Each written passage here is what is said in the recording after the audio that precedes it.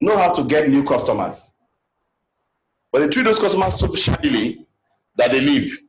So they have a strength in acquiring new ones who are leaving. You know why that business will fold up quickly?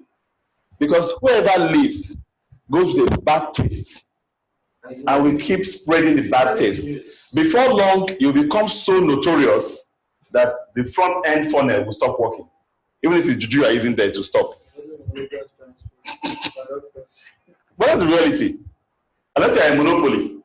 It's only in monopolies that you can be pulling people in freely, mistreating them, and they will still remain your customer because they don't have a choice. Except you're a well-known brand. If you're not a well-known brand, you're not even keep your business brand. Do you know that competition nowadays is no longer direct? An entire customer base can switch from a particular solution that you provide as the only provider as a big brand and decide that they don't need that thing in their lives anymore. I don't know if you understand what I'm saying. People switching completely from a particular type of service. For example, do you know that if our telecoms companies don't treat us well, at some point, we will only stay with data? You don't know what I'm saying? We will stop making call subscription. Why they're managing all these nice bonuses and campaigns so that we can still keep buying credit for calls? Because at some point, we will all get into mobile subscription only. And there are more than 20 different apps for talking to anybody in the world. So you are making money off data. That's what I'm saying. But the fact remains that the options for them. Because for me, I have to buy buy data, isn't it? Yes. So if they make data like the network, the 4G of it is very, very good, and everybody wants something cheaper. I will see by probably they are even because of this thing that you said they are making the network. They can't. It's competition. It's competition. People are now beginning to do unlimited per month for 9.5, isn't it? Browse all you can. It's competition. No, Tizeti is doing that here. Tizeti. So that's just the broadband. Wi-Fi.ng. They do 9.5 unlimited in a month.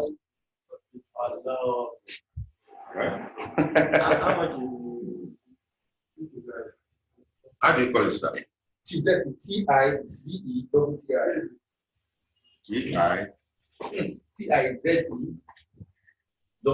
So you'll be surprised. Competition is going to make a lot of things happen in the industry. Still, in my phone, I still use data of not less than 30 GB in my phone. How much is a GB right now? Between 500 and 1,000. 30 GB. Yes, per month in my phone. Yes. Tell me that story. I know that story. Yes. It's true. Travel a lot, hook up with your laptop, and all kinds of things you are doing online round the clock. I don't even do YouTube once in my life. Like open YouTube and start, except I have a product advert that is stored on YouTube. I click on the product and it takes me to YouTube. I don't go for YouTube to go and search, and yet my data consumption is that much in a month. It's business, I understand, but the options are getting more and more varied. Now I'm now aware of which network gives me the lowest cost per GB, isn't it? That's a reality. You have to face it. If you start on a job, don't sit down and say, now I have it. Write down all the positions you will want. Exactly. All the skills and knowledge that you will need to get to those positions. If it's GM this position, if it's M this position, if it's E this position, if it's GM's position, write those positions down and say, to become as competent as GM, 3 years, this master's, that black belt in project management, that finance course, next holiday I'm going to do 2 weeks in Harvard. You plan. How about for what? I'm giving you the same as a businessman, isn't it? As a businessman, it's the same as an owner manager. What are you doing? You are trying to set targets for growth. I have 3 customers. By so time I'll have 10, isn't it? By so time I should be among the top 20. By so time I should be among the top 5. That's how to set those same kind of goals. And you begin to decide what skills. This one are for your boys and your girls. We will get to your. You know, there's a day for FM business. They will look at that. You really want to go in the class. So enjoy. The ways to gain the skills and knowledge, you must write them down. And you must always write your next step. If you plan your next step, write the next step. Plan the next step, write the next step. As people work in an organization, working in Chevron, 10 years, 15 years, they have not made a single progress. If that company downsizes tomorrow, they are nowhere. It's very common with those who work in the banking industry. They are sucked in. Like that, what you are saying is one. The bank doesn't give them the hope or the chance to improve themselves. It's because you don't want to. It's because you don't want to. I have a friend. Know what he did? He wrote all those positions he wanted. You know what he was doing? Every opportunity for training, he will enter. Even training that is not relevant, he will just say, I will volunteer. If there's a new job that nobody wanted to take, it's a nasty job, he will say, I will do it. He will pick quick experience of 6-5 months within 2 years. And you know what he does? He will resign from this company and go to a higher position in this other company. And then within 2 years, he will come back to this same company to his target position. Because he knows that while he's inside here, there's no way he can do 3-step promotion in 8 years. HR will simply say it has never been done, so it's not possible, right? We can only give you double promotion. That's the worst case if MD recommend, which is not going to be likely, isn't it? So he will leave. He will go to this one. While he is there, he will pick in every training opportunity quickly. There are some he will fund by himself. They'll give him holiday. He will go to Europe with his own money. Others are using their own money to go to holiday, go to amusement park in Texas and go and be playing Kalo poker, isn't it? He will go and do a 2-week course, add it to his profile, update his profile on CV, on LinkedIn. He will come back within 6 months again. If he sees that the position he's eyeing in his organization, which is the organization of his blood, of his dream, is still too high for him, you know what he will do? He will go to another organization. So you hear from head of operations to BM to area manager to regional manager. That's how you be. That's in 2 years. You know, they let him pass 2 years, this guy. Yes, sir, you are right about that. But actually, where this experience comes from, where I work like, right? They are not producing PPGs and such. The department, project department, they call their own project department. So actually, the boss there, the director of that department, child of the owner of the business, yeah. So he used that position merciless, like he doesn't care. So we have 2 senior boss there, project supervisors. One has been with them 10 years, and the other one is just So their resumption time should be 8 to 5. 8 to 5. We tell them they should resume nothing less than 7:30 or 7:45. No matter what. After that, the greatness. Then no closing, no specific closing time. They can go at home 10 p.m. Yes. Due to the tax you do there. And Saturday, Sunday, they should not even be available on Saturday, Sunday due to what they do. But they come every Saturday and Sunday. Yes. So even at the time when we are coming Saturday, Sunday, they now start rotating their Sundays. One person or the other. Even if it's on leave, they won't be signed. You use staff mercilessly. So even in the meeting, it will be like, and there's one thing that actually happened. There's a change that wants to go on in the industry. So that guy said he wants to partake in the industry. So he went to go and meet HR that he should include his name. But he has to seek the consent of his boss. So I give him time. So he went to go and meet him. They've included my name. He said, why? Why must you? Why not me? Mm-hmm. So he doesn't give them the room to grow because probably he thinks if they grow up, they will leave. They will become, or he has made them better, and he doesn't want any chance.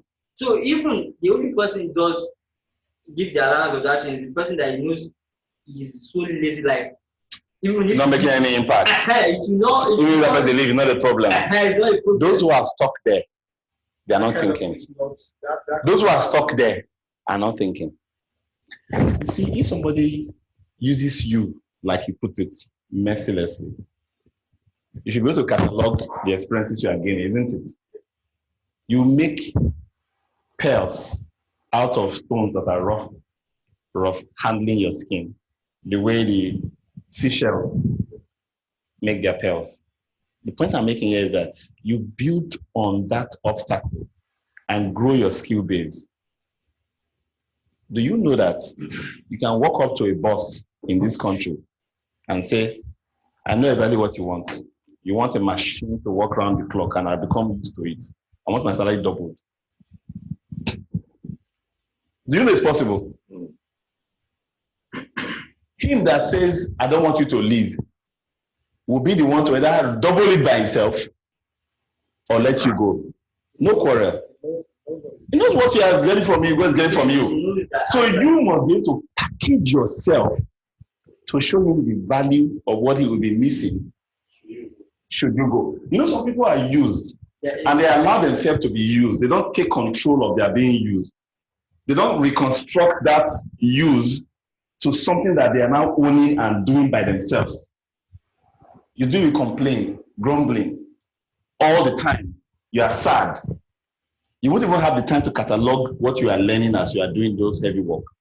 And that's a failure. If you do, own it, take control. If you start doing it more than the person will now say, why are you still here? 9 o'clock. Please come and be going home. Say, no, there's something I want to finish. You are taking control at that point. If you now go to that person and say, this is my career plan. I know exactly what you want from me.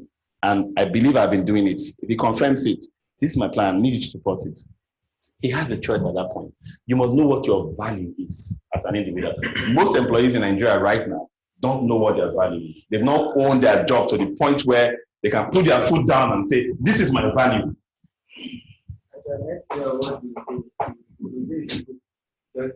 And then technology is changing the landscape.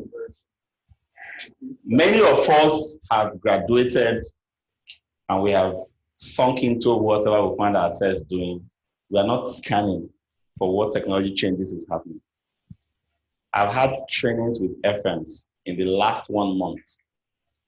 I can tell you that confidently, let's say in the last 2-3 years of encounter with FMs, I can confidently tell you that not up to 5% of facilities are being managed with technology, with software. And there are few ones online for small applications. There are some that you need to just buy and put a small monthly subscription into it, and you'll be able to use it. It's not about the cost. Keep aware of changing technology. And then in your, let's take a break. We'll talk about this one when we come back from our 5 minutes break. 5 minutes. No, it's very need for break. You said? Yes, although you need a break. It's just it's our HSC practice. Yeah.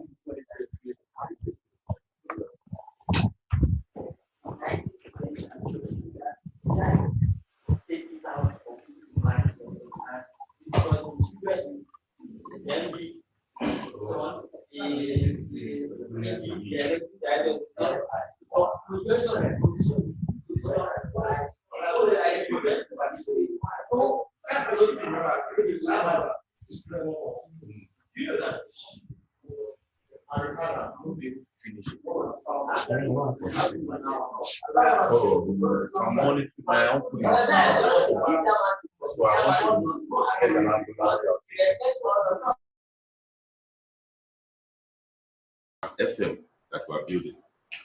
After facility management master craft, yeah. what other training? In terms of training, Yes. there are plenty now. There are plenty. You have FMP, you have SFP, you have CFM. You have FM Essentials from IFMA. You have RICS training, you have BIFM training. Well, let's just say after this is just an entry level. This is entry level. Professional. Yes, yes. International credentials. That when you put your name, you put a designation after it. Those ones are available. This one is a cheap access into the comprehensive knowledge base. Because the IFMA FMP is 1 point something million. The CFM is 1 point something million. Yes. I think they're told that just for the weekend that it's about 400. For 397, 500. Just for 4 days. 4 days, the essential is 4 days. So that's the reality. That's essential. So what we have basically done is put this into the Nigerian landscape to groom as many people as possible with the baseline professional training. Then you can step up from there. If you're in a class, in the FMP class, for example, someone who has not gone through this, you'll be on a different class, a different level altogether. Because if I admit people into the FMP from fresh, isn't it? They'll be novice completely. And you have virtually learned everything. So when you are there, you just formalize the training. Sure. If you pass this exam, you pass it. Yeah. Okay, so facility management and any professional environment requires you to write. I don't know how to write. It's not an option. Whether emails or handwritten, filling of logs and reports, or filling of templates, or using software to fill things into it, you must be able to write. So I'm going to look at a few guidelines to writing. Think about what you're trying to communicate and communicate it. Use simple words. Avoid jargons. Many of us think that when we use big words, it shows we know it. It doesn't really matter. It doesn't really show we know it. I don't even need to be impressing anybody, because your writing is to communicate, not to impress. Okay? So that's good reader first. Use simple words. We talked about jargons. I put a lot of examples. This slide is my biggest slide. It's a lot of reading materials that you're going to get when it hits you. Yeah, read it, because there's no chance that I'm going to go through 130, 140 slides in a 3-hour class. So I'll tell you, read it, because it's all self-explanatory and very detailed with examples. See all of them? Carefully done. All those big words, PPM, what do you call them? TORO for terms of reference, SLA, break them down to what they mean. If you're speaking to a first-time audience, don't dump them on them unnecessarily. Okay? And try to be assertive. Use active voice. The company sells insurance, not insurance is sold by the company. See the difference? This is active and this is passive. The next one, construction crew repaired the road, not the road was repaired by the construction company. Are we together here? So this is just a standard way of writing that you can correct. Okay. When you write, how to format, put subheadings, put bolds, put italics, and all of that. And then organize your writing. If you're writing a report, a business case, or anything, organize your writing. Don't just write and send. Write and let it bake. Think about it, you organize, regroup it, put subheadings and rearrange it. That's what this one is saying. Okay. And then we move on.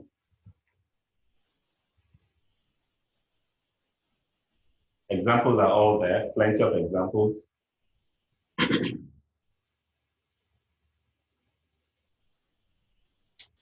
When you write, rewrite it, reread it, edit it before you send it. You know why?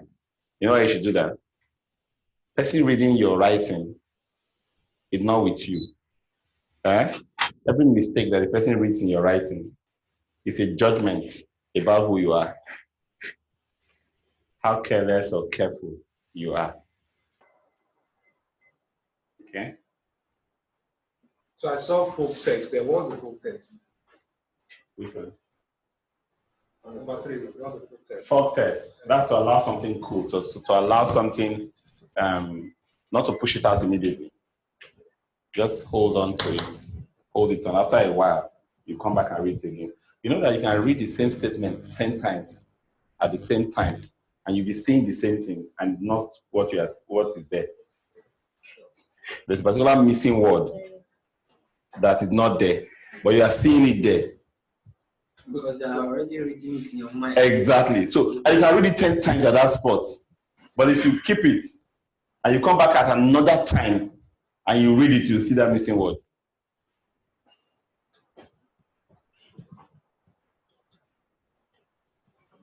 As for office email,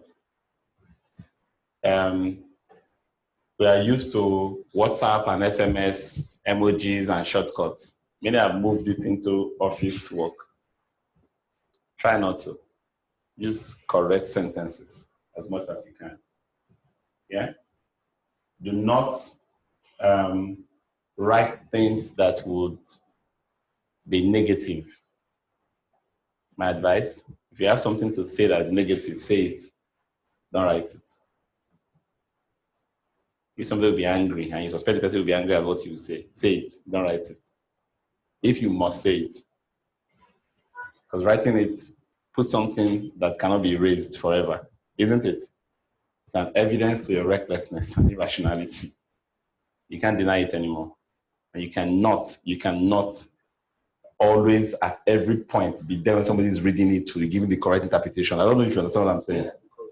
Because the impression that you give to the person who got it the first time will be different from whoever is going to read it again and again and again and again. And that impression will be different for everybody that reads it. And you'll not be there to defend yourself.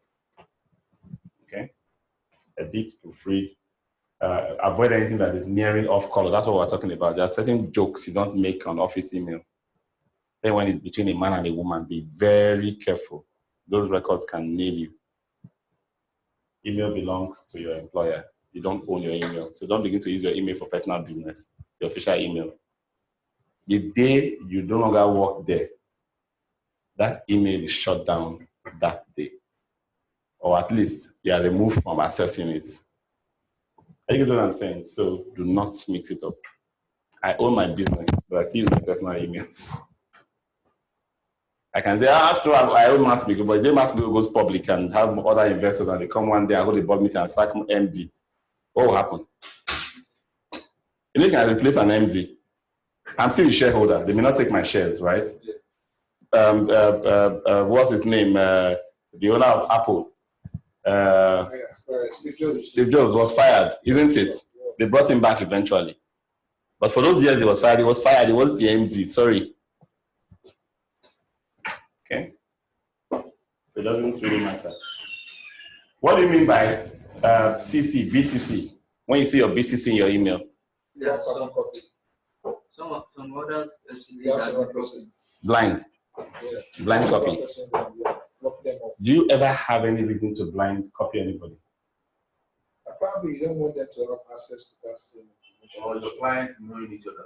Exactly. You only use BCC for contacting the public when you don't want them picking each other's emails, like contractors bidding on a job. When you use BCC, never use it within your organization. Within the organization, Yes. Within staff, it's never needed. If somebody needs to see a transaction, put the person in CC so that everybody knows the person has been CC. That's copied, open copied. Because if somebody in that group will be worried or bothered about that person being copied in it, then don't blind copy this person. Instead, you can forward a conversation that has happened for someone else's information within the organization, right? So it's either you copy the person openly or you forward after the fact to that person than to blind copy. First, the person who you blind copied might not know you blind copied him and might reply all. You get what I'm saying? If you blind copy somebody and the person will click on reply all, everybody will receive that as reply. And the person may not even know that he was not supposed to reply. And if it was a trail net, as in the outcome of the trail, Yes, it will become a big ripple. Somebody has been fired in my organization before, and we all got his sack letter. The entire organization got his sack letter. HR used a group email and mistakenly blind copied a group email. You know, it say all staff at addressed to the particular person, copy one person in HR and the person's line manager, and mistakenly blind copied all staff at. So his sack letter, in fact, he came to Aba. He was coming from Owerri, stopped by in Aba to see me. He just came out of my office to enter into his car when his sack letter hit my inbox. I called him by name. Please come. Something has happened here. The damage was bad. Okay, so be careful how you use them. Okay, for writing, I put a lot of stuff on how to navigate the issues of writing. There are so many. What's the difference between this and this in this statement? Read this statement for me. his interest and the sower fell down into a sewer line. What's the difference between those two words? Which one? The first sewer and the This one. second sewer. Okay. This one is maybe the first one is another word for maybe teller. Yes. Someone that puts. And this one is a sewer line, isn't it? Yes. Sewage. Sewage. But they are the same word, same spelling. So those are some of the idiosyncrasies we use in writing. Let me show you another one here. I had to what? Subject the subject to a series of tests. You see these two? They are two different things. Yeah? So be conscious of how words are used. And then sometimes adopt a simple standard. Don't use workplace and workplace with a space interchangeably in the same article or the same writing. Just decide. On the same line. On the same document. Or the same document. Yes. So it was follow the same. Yes, if you pick this, don't use this in another section in it. All right. Because they are all the same. So, but one is there one for America, one for. We stopped doing those distinctions because there's really no line drawn again. Okay. They are now use A or B as options. Okay.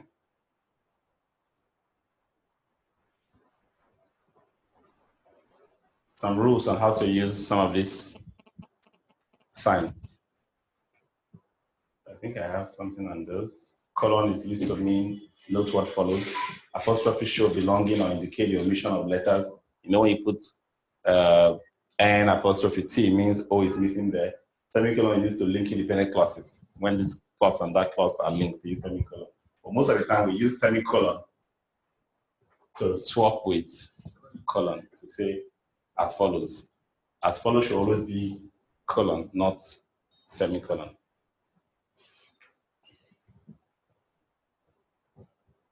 If you write a long document, always learn to put an executive summary at the beginning, but written last. Are we together? You write an executive summary at the beginning, but you write it last. So if you need the whole long document, you use the executive summary, put it in front.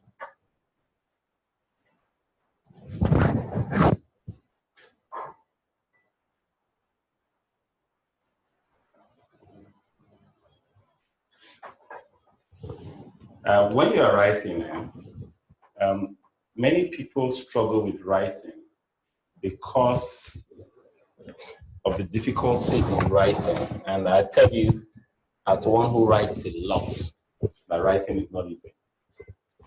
Okay? But if you set targets and you break down your writing into chunks, step-by-step process for achieving that writing, and you put targets of times when each activity will take place, you will deliver a very good writing. It's a skill that all of us should have. All of us should write. You can't write a good budget. You can't write a good facility plan. You can't write a good report. You can't write business cases. You can't write proposals if you don't learn how to write. So we put all of this here because when you start working in any organization, whether for yourself or for any company, your ability to write well determines how fast you will rise in that organization. It's really a struggle for many people. Yes, it's really a struggle for many people. So teaching writing on its own is a productivity skill that you cannot override. You cannot overlook. So this take a reverse. So like maybe you want to write and you need a timeline to write. Exactly. You create your timeline. You create your timeline. Yes. You know when you have your first draft, Yes. you write. Yes. So you keep putting dates. Exactly. So if I'm supposed to submit that document on the 1st of October, I will work my way back. To where the day I will proofread it is 2 days to that. Yes. The final draft will be ready a day to the proofreading day. Editing number 2 will be a day to the final draft. Revision will be due a day to it. The editing for the first time will be 3 days to it. The writing will take me 3 days, and the first draft will take me 5 days. I must work my way to the day I must submit that writing. If I don't do this, I will mostly struggle. I have personally struggled with this, mostly because I have clients who will tell me, give me so and so process documents, right? I was doing an emergency preparedness and business continuity plan for a big client in Lagos, and they wanted it so quickly. They wanted it within like a month. I mean, that's not the only thing I do. Besides, the process of delivering such a document for them requires so much understanding of their operations and their process. So I need at least 2 syndicate sessions. I need them to fill certain forms that I will send to them and give me back the information I need. They don't send me the form, they don't have time for the syndicate session, and yet they want me to deliver on the writing. What kind of challenge do I face? In fact, at some point, I started using telephone interviews to garner information for that writing. At the end of the day, I did that job. Yes. Do what? Business, emergency preparedness and business continuity. I'm currently having a client now that's pressurizing me, develop my, I should even talk to you about that, develop my list policy, my tenant's handbook, my tenant's guide, my blah, blah. They have all kinds of property management output there every day and night. Do it. You said? Yeah, is it an expert? No. It's a client trying to set up a standard for his managing his own property. He has certain flaws he wants to lease out. You understand?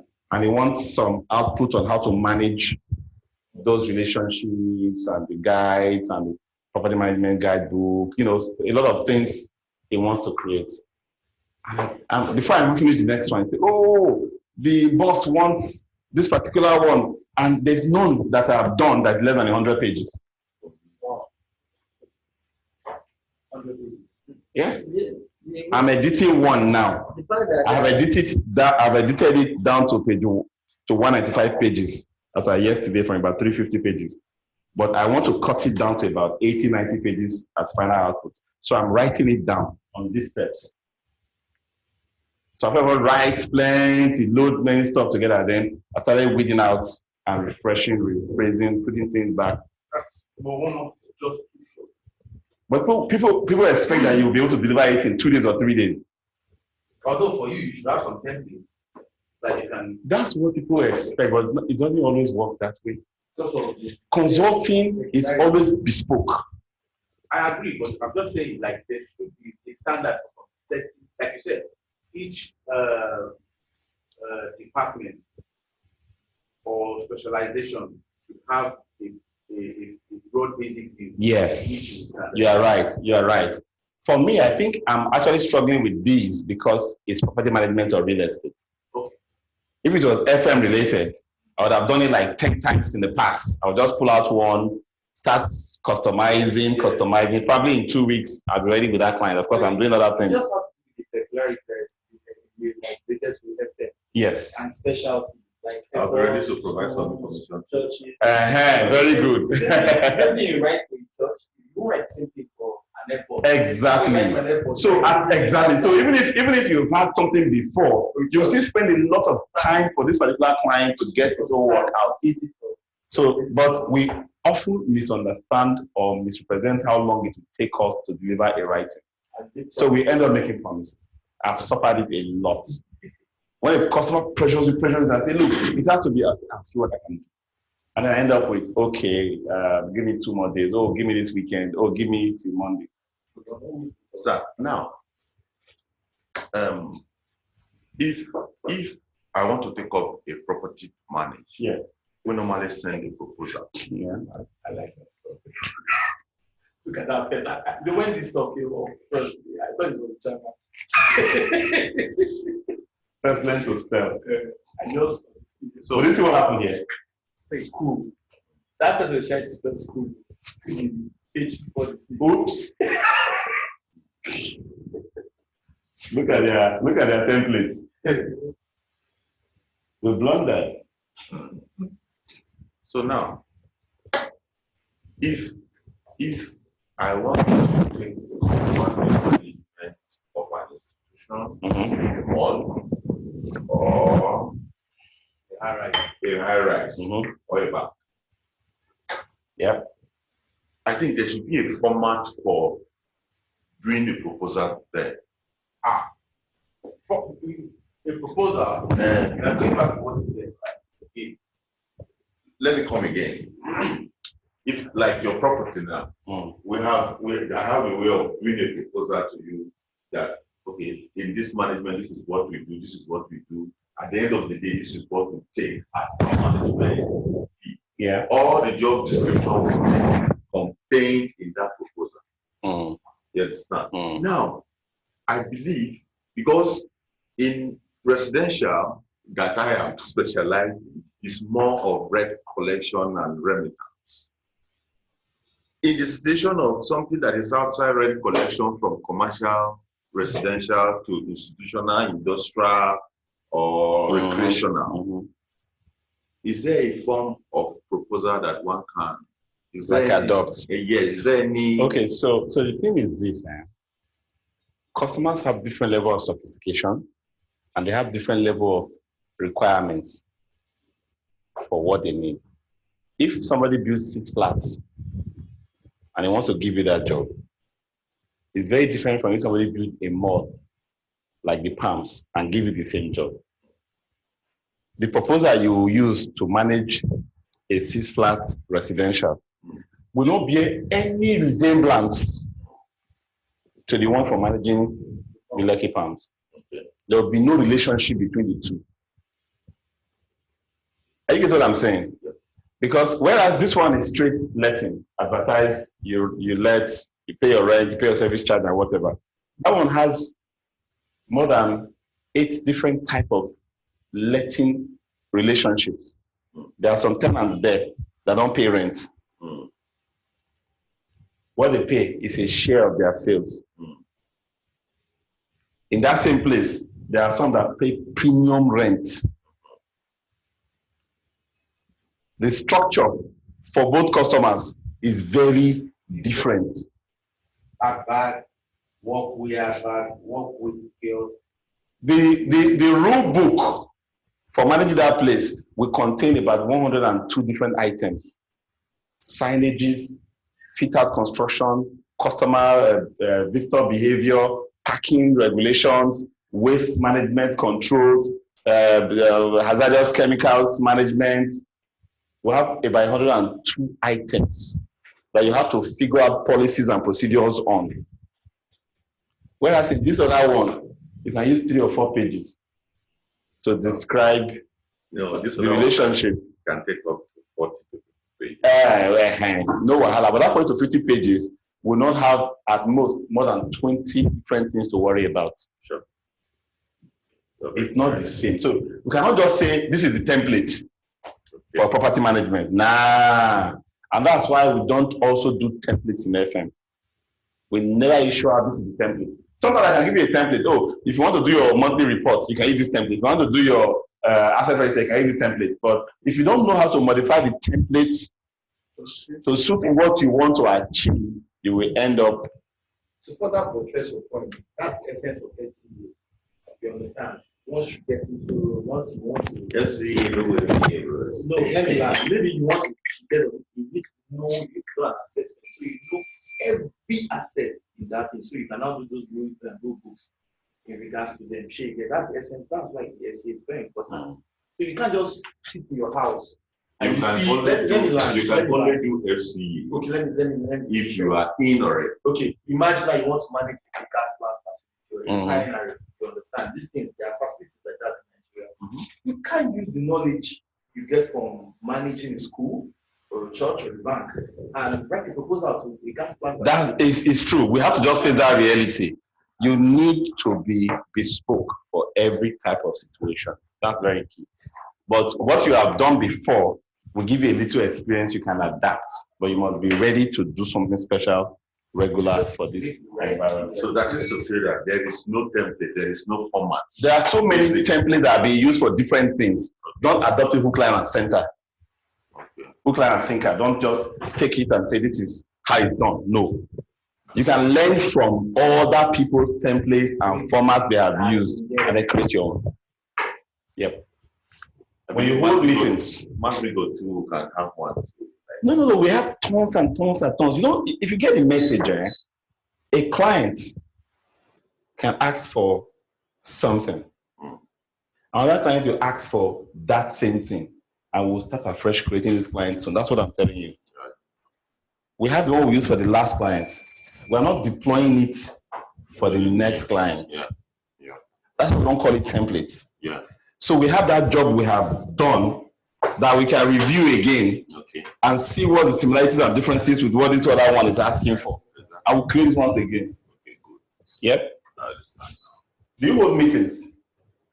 Do you call for meetings? Meetings have become one of the biggest productivity wasters in most environments, in most work environments. Have you ever been in a meeting that there's nothing to come from you? You just observe the meeting.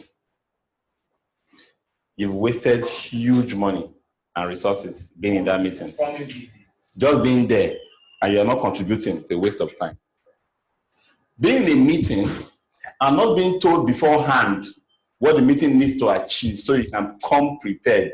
You're not being asked questions in the meeting and told, next time, bring this. What have you done? You have wasted not only your time, but everybody's time. So, let the meeting be planned. The purpose of the meeting should be arranged. The agenda for the meeting should be published to everybody. That's why I don't like AOBs. I don't do any other business in my meeting. I will send you the agenda items and say, if you have any agenda item requirements, send it in so you can include it. Because you cannot have an agenda item added. Don't keep something to your chest, which you alone would have reasoned very well about. And you'll not throw it in when nobody else can actually reason about it. You want to force an opinion or an answer or a decision. And so we'll now go and write the minute and say, in the meeting, we all decided that. And they'll say, here are the minutes. So if you not see any objection about it, that means it's final, isn't it? They've committed you to accepting what has been written in that minute book. Now, I will normally write back and say, and that's why I take time to read. If I leave for 24 hours, on the average, I'm reading for up to 12 hours. Round the clock, basically. Reading and writing, basically. Yes. Because if you don't, somebody else will read on your behalf and say, and so we all agree. And write it for you.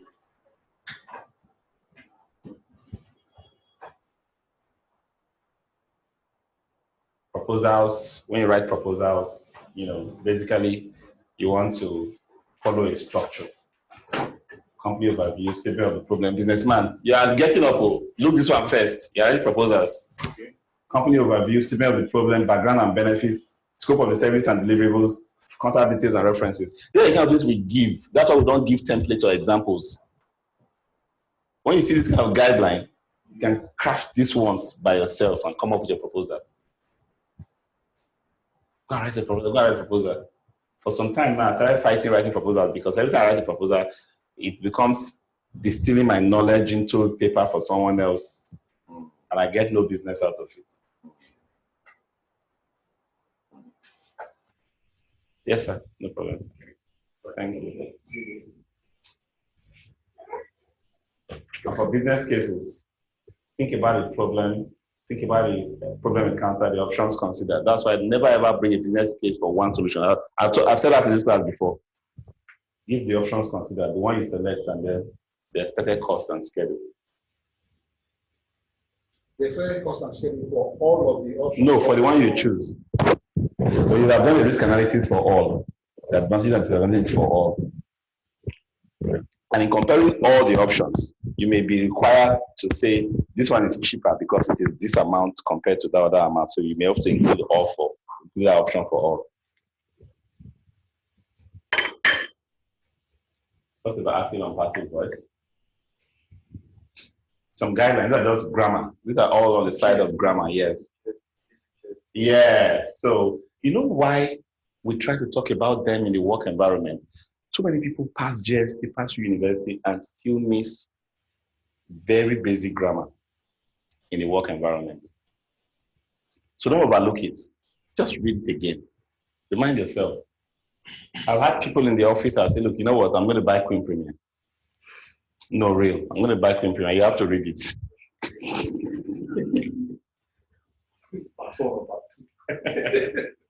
No, for real. You'd be like, I know you have a degree, but you need to read Queen Premier. Primary 3. Yes, let's go back to Queen Premier. Queen Premier is KG. Sorry. No, we have the one for primary school. You have the one for primary school. Yeah, let's go back there.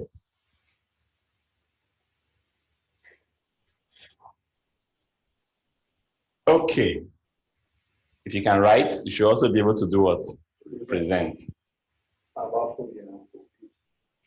You have to overcome it. You can never become a leader. You can never excel and become top in anything when you can't stand the stage. It's a skill. But the first thing is that you must recognize when you have those issues. If you are not obviously aware of those issues, then that's when failure arises. People fear presentation more than death. I know somebody in the church. I want to give you an assignment to address a crowd or even just to pray in public. Bishop, if you give me that assignment, I won't come to church again. For his own soul now, I've left him alone. I'm not giving him any assignment, no calling. Please be coming. I know at some point, he will overcome this dread. Yeah? He will overcome the dread. If there's no plan of trying to make a move for, how will you overcome it? And so to overcome it first is being around people who are doing it.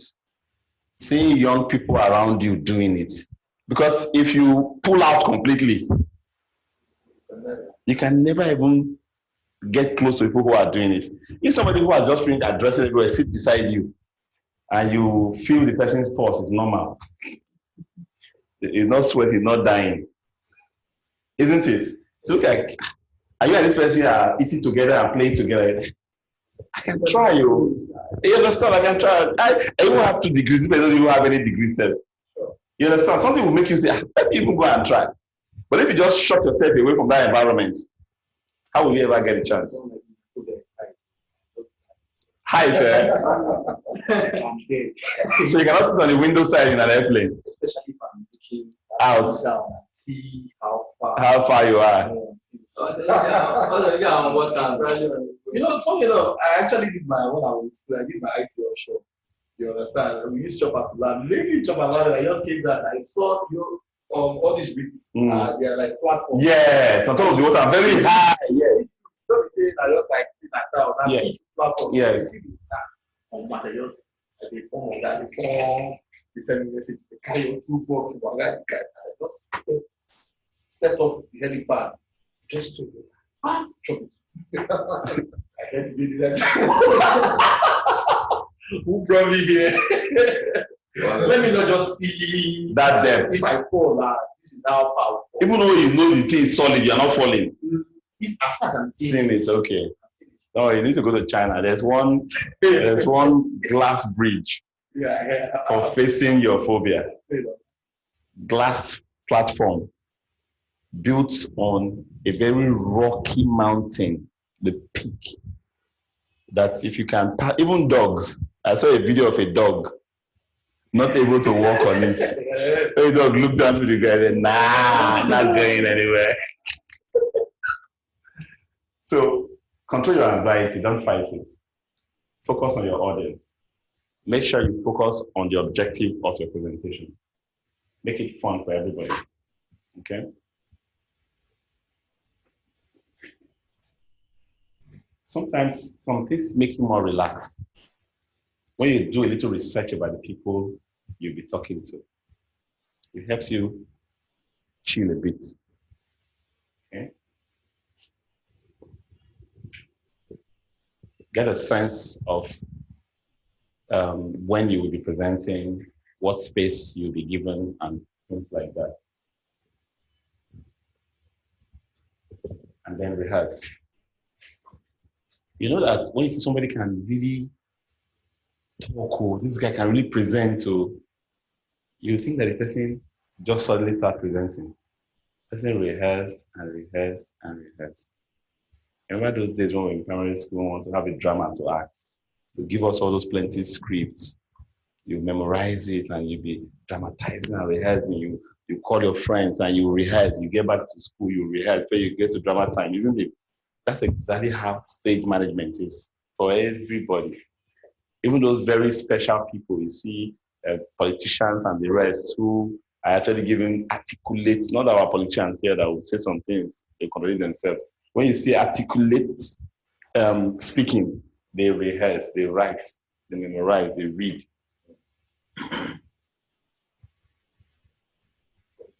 I like using outlines for fresh time presentations. Sometimes PowerPoint may not be available. PowerPoint is just like our outline. It may not be available, so you need to have a small outline. It may just be a small piece of paper, card, for example. You can write the outline. But you just even type it out on your phone. Yes, you can actually have that on your phone and use it, yes. Nowadays, our phones are doing everything for us. Okay. You rapport with people. If you're more relaxed with people, you can have that interaction, that smile.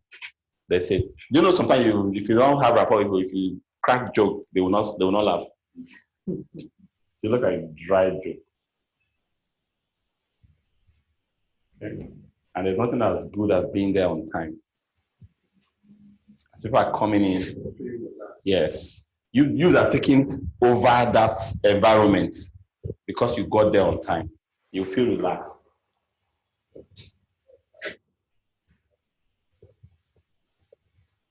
And then different types of presentation, good guidelines for how to face different types of presentations.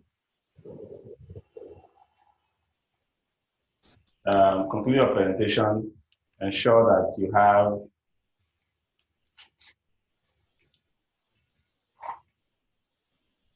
now this question is irritating. Taking so much time. Let audience know that you are about to wrap up, right? You summarize for them and you answer questions. One that makes many presentations fall flat is when we do not have time for questions. You straight into the end. Not very good.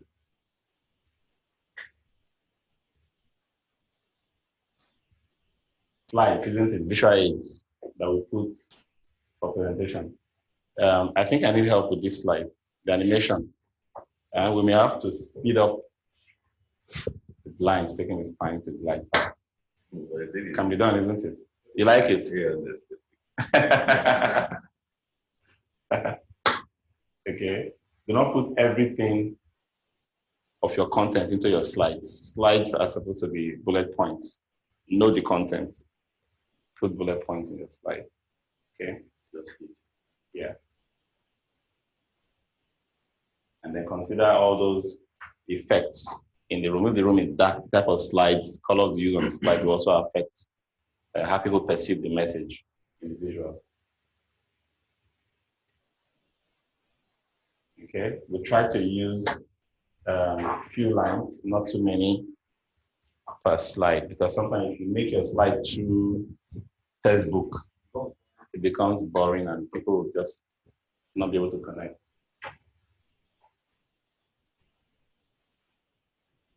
Okay, so summarize or review a point. They say 10% of what we read, 20% of what we hear, 10% of what we see, 50% of what we see and hear is what we remember. So it's not enough to just put it there and read. When somebody talks about it, you hear it, you get more, right? When you see a visual, graphics, a demonstration, it brings it to 30 and 50%. Okay? So you can read up all of those about visuals and visual aids.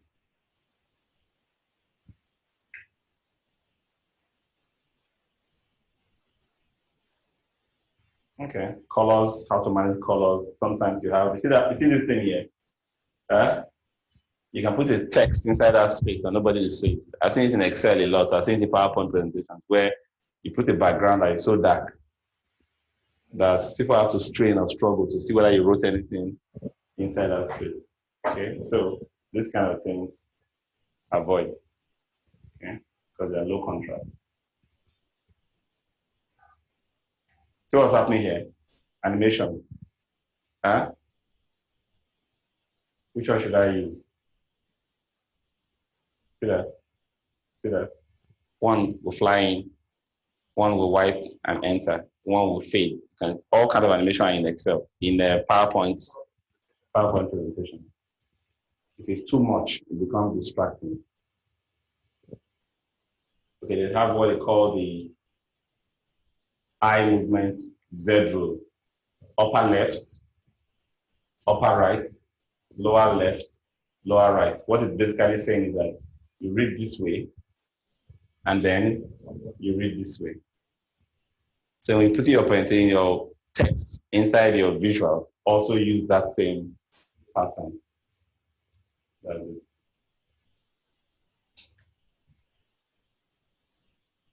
The techniques, I believe you can read all of these up. They're all straightforward. I put as many slides. I normally would do 30 slides for the class, but I've done about 112 slides on this one, just to coalesce as much content as possible, because these are all the things you will need to do to manage your workplace productivity, the things you need to excel in your work.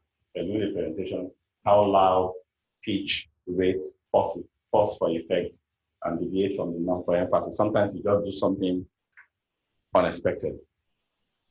I had a presentation on Wednesday at the West Africa Construction Technology Conference. And I wanted to tell them, do not treat this as a talk show. If you see something you need to change in the way you work right now, make the change. What did I do? I put a picture of me in 2013 when my tummy was this big.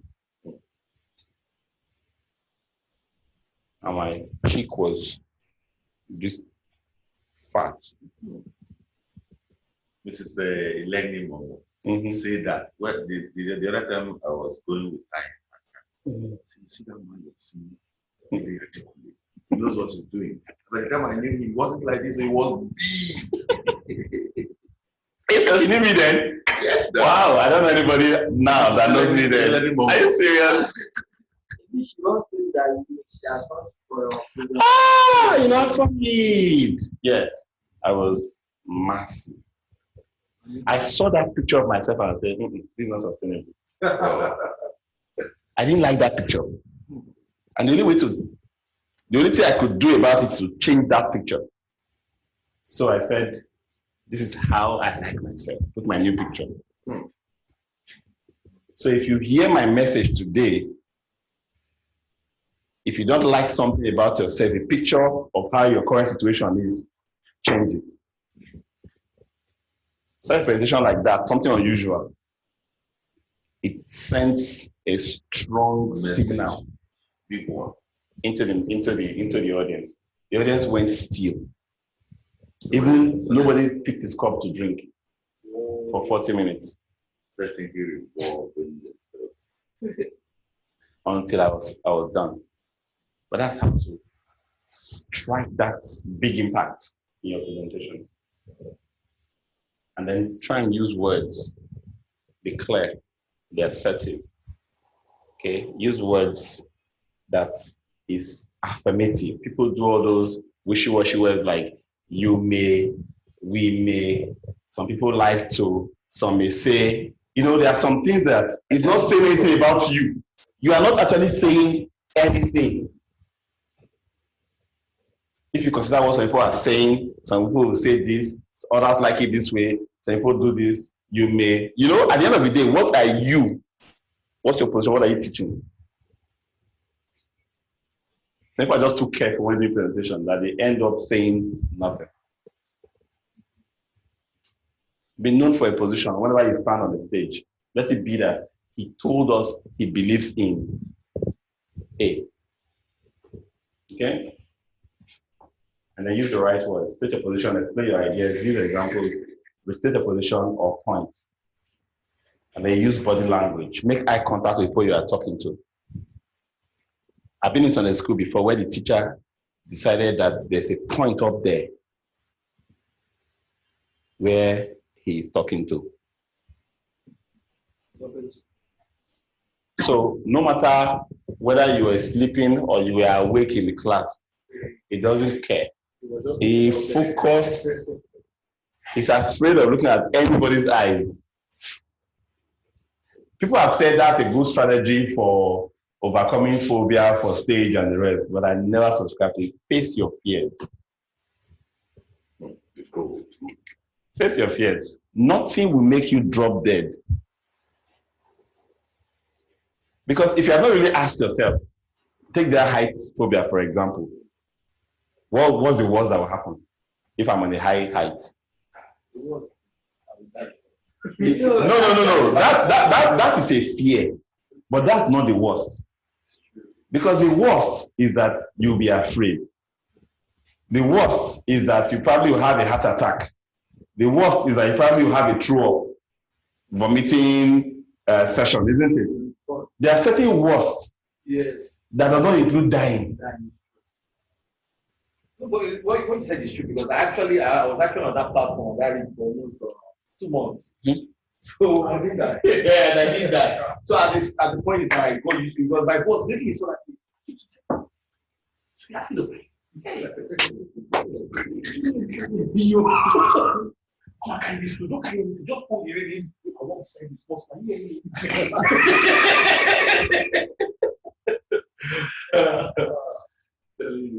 And then, when using your hand to demonstrate, don't make it choir director.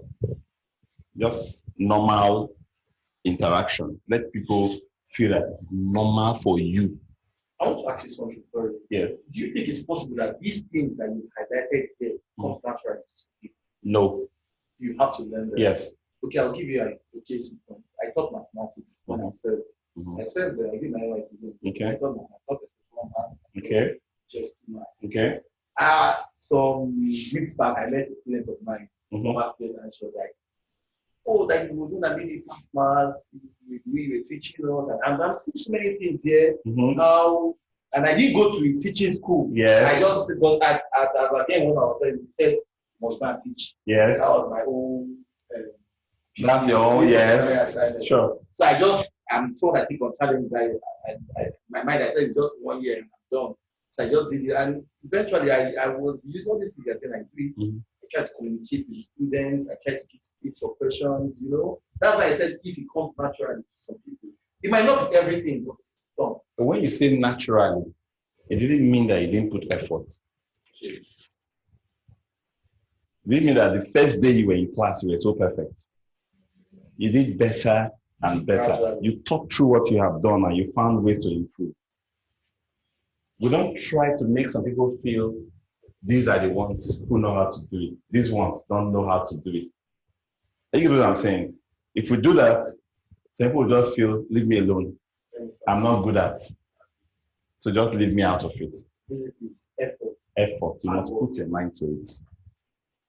Okay? Sometimes the slides may become textbook. If the slide becomes textbook and you, the facilitator or the presenter, start reading it to the audience, what happens? The question, sir. Yes. Great. Okay. But how do you read when you have other work? When do you find time to read? Okay, that's a good question. You have to find time to read. Many of us stay on hold-ups 3 hours, isn't it? If you read for that 3 hours every day, I have a friend that got his master's degree on hold-up.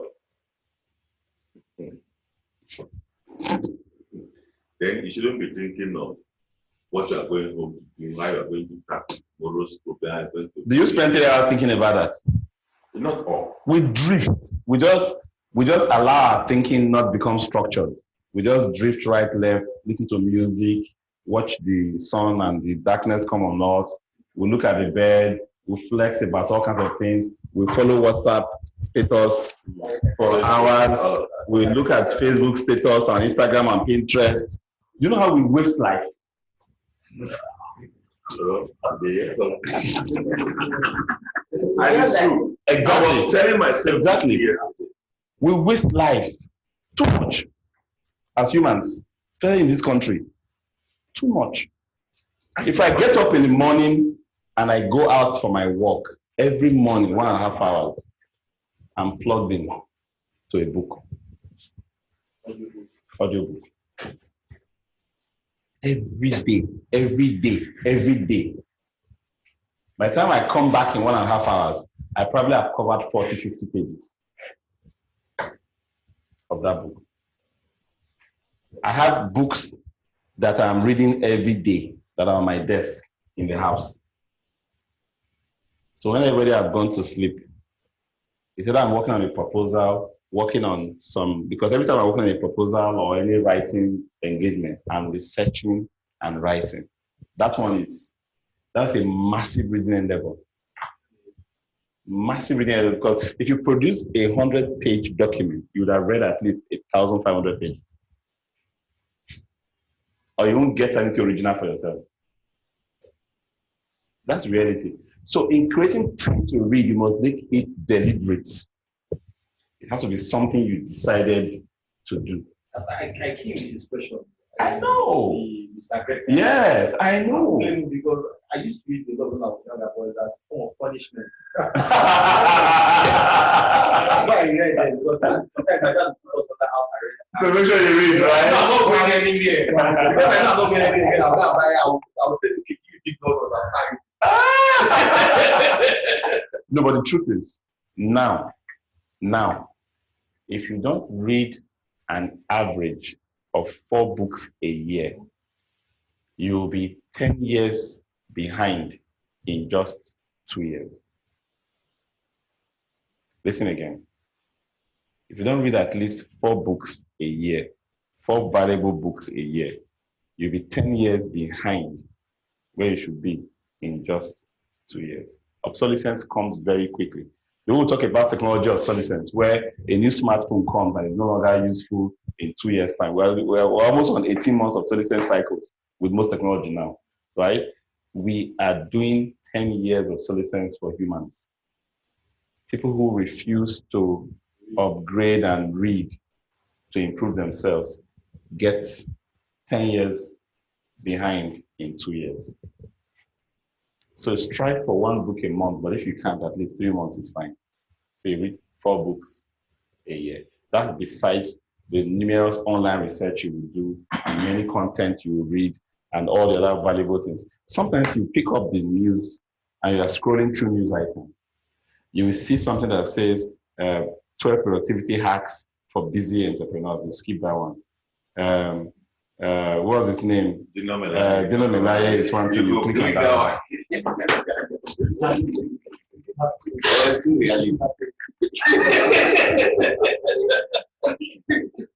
Many of us are on that table. I had about 5,000 connections, 5,400 people on my WhatsApp. If I have to click on status and review status, you know that for 3 hours I'll be on status. Will I have that time? You know what I can achieve with 3 hours? Even my WhatsApp messages, I have 15 minutes every day when I'm on my massager to review my WhatsApp message and reply. It's schedule, it's discipline. 15 minutes. After that 15 minutes end, I drop the phone. The table where the phone is charging is beside the massager. As I drop it, I enter my bed. Knock off. After that 15 minutes, selectively available. That's it now. You scrap this. You know, I know people who forward. What that time do I have for forward? In fact, after they are forwarded and I did not read, they will now call me to talk about what they forwarded. Should I still go and read it again? So think about your verbal feelers as well. All those that you do. Who can tell me my feeler? Fantastic. I was telling my brother this yesterday. I think it's bad. You need to do Fantastic. That's what the first thing is. Fantastic. But do you know that? Actually, I really think yes. Be conscious of it. You understand? My kids, they will tell you, don't give daddy crap. Because if they do something, come on, that's crappy performance. That is your right word. Crap. Be conscious of it. Many people are not. That's why it's good to even ask. Another audience might have something else that I've expressed. Okay? And then sometimes it's good to not rush into continuous talking when you expect people to talk. You know, you ask a question and nobody is answering. It now looks as if you are embarrassed that they don't know what you're expecting, and then you start talking. Use pause, allow the pause to sink in. Sometimes you don't need time to even think about what you have just said. And sometimes even you, while talking, can pause for a while. If you say a remarkable statement and you pause, it allows it to sink. Yeah, so Greg, for your question, please make out time to read. Always quick time. It's all about prioritization. It's all about prioritization. You must schedule that time. Okay?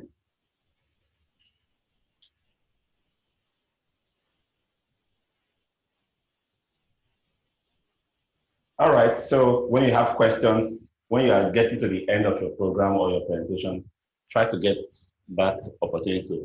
Sometimes people get to the end and say, we don't have any questions again. You know why? Interaction has taken place during the presentation. There are some high podium presentations where nobody can ask questions while it's ongoing. Then they should have questions. But to spur that questions, notify people up front that they will be allowed to ask questions. They should note their questions. Because if you don't do that, many people will forget their questions before the end because they won't know that the opportunity will be given to them to actually ask the question. So which is actually better? Yes. Asking questions while the presentation is going, or wait till the end. Yes. Okay, so for standard classroom environments, interaction helps to deepen the learning experience. But for symposiums and short presentations and conferences, it's more orderly when you don't have so much time to present. 20 minutes and 10 minutes for question and answer. And if you notice, the question and answer time is not often enough.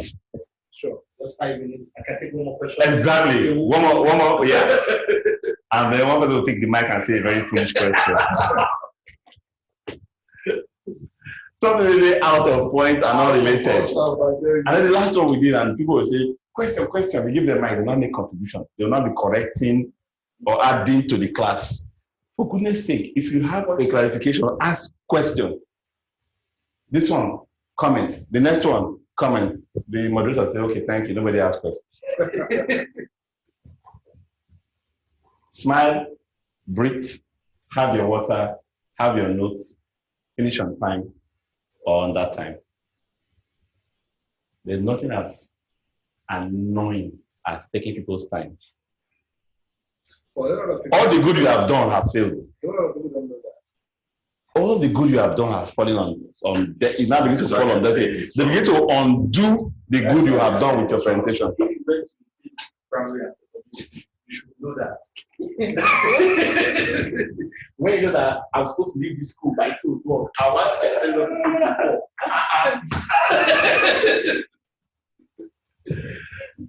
So that's the summary of the presentation. Guide audience gently, design slides carefully, use pauses effectively, answer questions inclusively.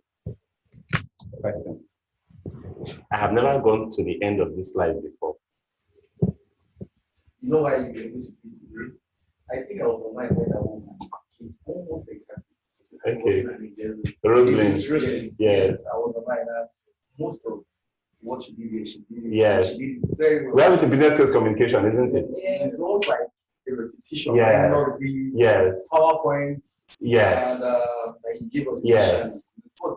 almost everything. Yeah. So, We actually duplicated a lot of the content deliberately because of the importance. that's why you were doing this. I was just doing that. And remembering those lessons, Same. fantastic, fantastic. It's very important that we read them. It comes twice because of the level of importance. So I can understand. we shouldn't take it lightly, okay? When you go into a work environment, you are now the owner of your own fate. You now decide how you make progress or not. The connection that brought you in there does not sustain you in there, does not help you grow in there. You have to make your own path. And that's what this lesson is about. And people think it's just about relationship, the nice people, they were nice. No. You must show competence and performance. And these are the simple things that everybody can acquire. You write well, you present well, you communicate well, you have good relationship. All of them guided by principles. You excel. Sorry, this question I'll have to be a bit out of context. Okay. I was still attending. Yeah.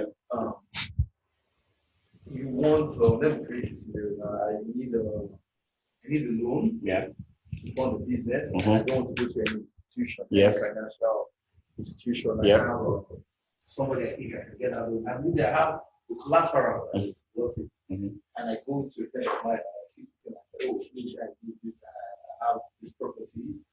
I'm ready to hand it over to you to get a certain amount of loan. Don't worry, interest rate. Yes, so this is how I'm going to give you my money. It's like sitting close to me and telling me that you have a collateral and all that. And then you should put this down in writing. Write a good business proposal. And you know, when that lady was teaching, I was expecting her to do something relating to that, but she didn't, and I waited for you to do something like that. But instead, the business proposal. Yes. So I have the services. I can render them to you. I can identify your problems. I can prefer solutions. Proposals have more than 50 different types. Depending on what you want. If I'm doing proposals out to sell an idea or a business, it's different from doing proposal to initiate a concept in my own organization, isn't it? Yes. It's different from if proposals come as a writing for you to sell an idea, any type of idea. Any type of idea. So the basic structure is the same. Proposal is proposal. This basic structure is the same. It's the content that changes for different scenarios. Because when I was growing up, I used to have something in my library. I don't know what happened to that book. It's called Sample Business Letters. There were about 1,000 sample business letters, printed like a jotter, big, 1,000 sample business letters. All kinds of proposals and whatever you can think about, they produce a sample of each in there. You understand? So you can get almost 800 different types of proposals and different types of letters inside there. I once had the source code. You understand? So what the lesson we teach is the basic structure. Because if you look at all those samples, you realize that they follow the same structure. Yes, again and again and again. So I was just thinking, is there going to be just like another teaching on ethics and etiquette, or are they supposed to be part of the Ethics and etiquette, that's in our leadership class. It will be in our leadership class. Yeah. Thank you so much. Have a nice evening.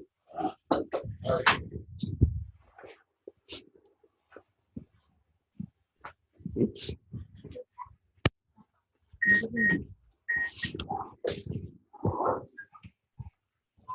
I thought you didn't have. I thought you didn't have. I thought you didn't have.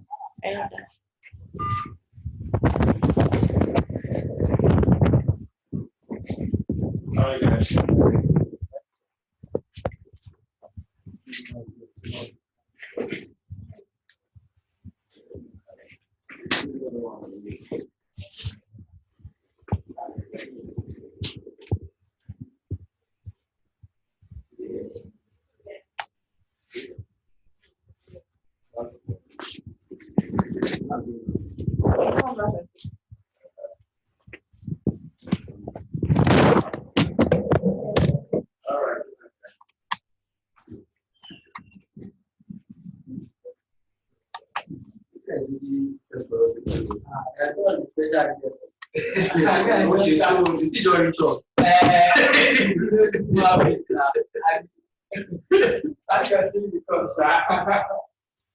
Thank you.